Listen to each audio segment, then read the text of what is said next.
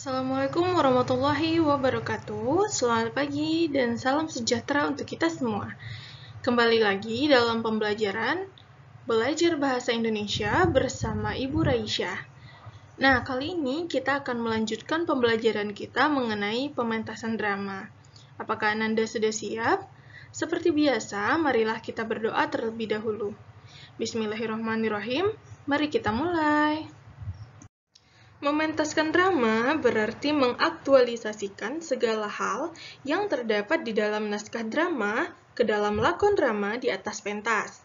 Aktivitas yang menonjol dalam memerankan drama ialah dialog antar tokoh, monolog, ekspresi mimik, gerak anggota badan, dan perpindahan letak pemain. Pada saat melakukan dialog ataupun monolog, aspek suprasegmental seperti lafal, intonasi, nada atau tekanan, dan mimik mempunyai peranan yang sangat penting. Lafal yang jelas, intonasi yang tepat, dan nada atau tekanan yang mendukung penyampaian isi pesan.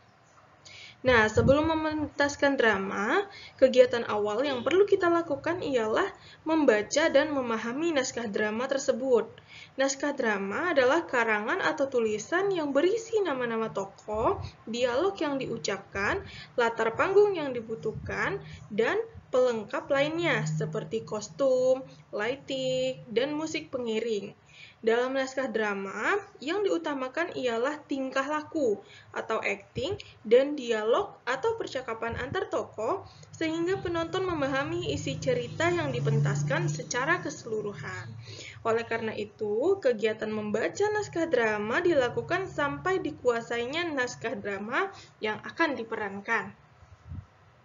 Nah, dengan demikian, secara umum ada dua langkah utama yang harus kita lakukan ketika kita akan mementaskan drama. Nah, langkahnya tersebut adalah sebagai berikut. Yang pertama, memahami naskah dan karakter tokoh yang akan kita perankan, yakni melalui dialog-dialognya serta keramagung atau petunjuk laku yang dinyatakan langsung oleh pengarang. Jadi kita pahami dulu tuh naskahnya sebelum kita mencoba untuk memerankannya. Selanjutnya adalah yang kedua, memerankan tokoh dengan memerhatikan aspek lafal, intonasi, nada atau tekanan, mimik, dan gerak-geriknya. Nah, untuk aspek yang kedua, kita akan bahas satu persatu. Yang pertama ialah lafal. Lafal adalah cara seseorang untuk mengungkapkan kata atau bunyi bahasa. Aspek ini sangat penting kita perhatikan guna kejelasan makna suatu kata. Nah, misalnya ada beberapa kata yang pelafalannya hampir mirip, seperti kata sejak, sesak, semak, dan sepak. Kita harus mengucapkannya dengan jelas pelafalannya agar tidak terjadi kesalahan makna. Kedua, ada intonasi. Intonasi adalah naik turunnya lagu kalimat. Kalimat berita, perintah, dan kalimat tanya harus menggunakan intonasi yang berbeda. Intonasi kalimat untuk menyatakan kegembiraan juga akan berbeda dengan kalimat yang menyatakan kecemburuan.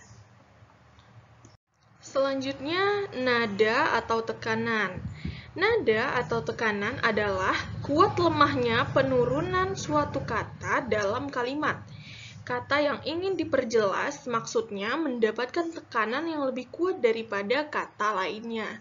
Jadi jika kita ingin memperjelas suatu kata, maka kita akan memberikan tekanan dalam pelafalan suatu kata tersebut.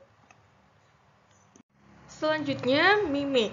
Mimik adalah ekspresi atau raut muka yang menggambarkan suatu emosi. Misalnya seperti sedih, gembira, kecewa, takut, dan lain sebagainya. Mimik berperan dalam memperjelas suatu maksud atau tuturan. Jadi, mimik ini disebut juga dengan ekspresi atau raut muka ketika kita sedang memerankan suatu drama.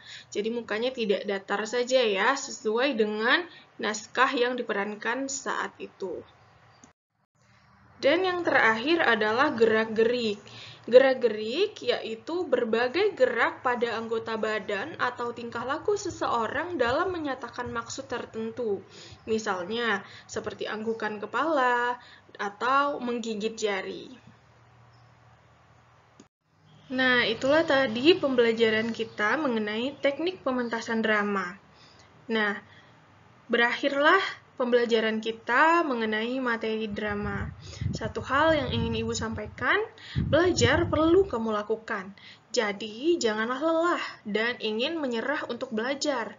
Jalani saja penderitaannya sekarang, sebab suatu saat nanti kamu bisa hidup sebagai juaranya. Terima kasih Ananda semua yang sudah mengikuti pembelajaran materi drama dari awal hingga akhir. Semoga kita semua mendapatkan ilmu yang bermanfaat dari materi ini. Terima kasih atas perhatian Ananda. Sampai berjumpa di materi selanjutnya. Wassalamualaikum warahmatullahi wabarakatuh.